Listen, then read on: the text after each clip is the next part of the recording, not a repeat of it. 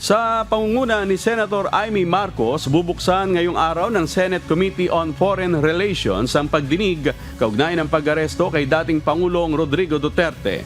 Nais linawin ni Senator Marcos kung ano ang partisipasyon ng mga ahensya ng gobyerno sa nangyaring pag-aresto.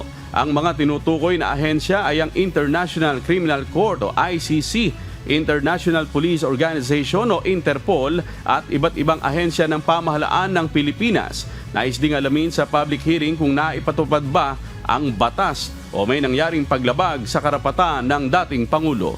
Layo ng pagdinig na makabuo ng batas na magtatakda ng koordinasyon sa pagitan ng mga otoridad sa Pilipinas at international tribunals maging law enforcement organizations.